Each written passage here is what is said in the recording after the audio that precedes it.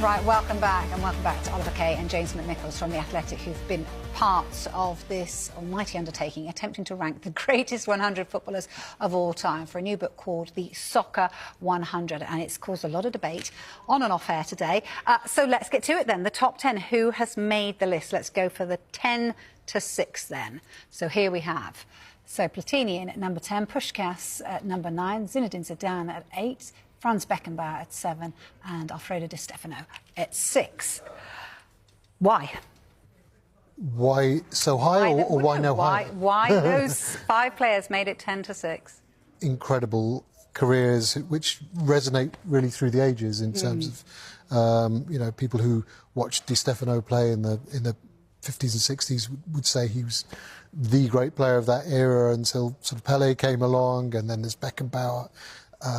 Ferenc Puskás, the same, 84 international goals, which in an era where you weren't playing against Liechtenstein and Andorra and San Marino, it was, and 84 international goals in an international career which was curtailed by, you know, for political reasons as well. So you know, these are players who to me are, you know, that they are sort of cast in stone, set in stone among the pantheon of greats.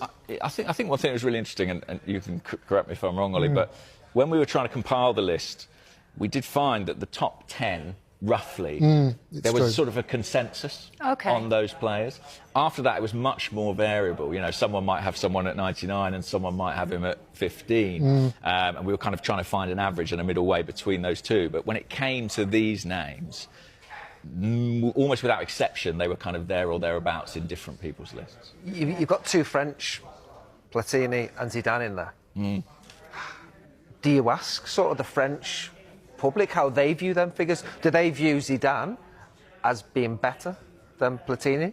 I think it really divides opinion amongst the French. I mean, probably a generational thing, but Platini, Zidane, and then you've got, you know, Mbappe and others leading a new generation.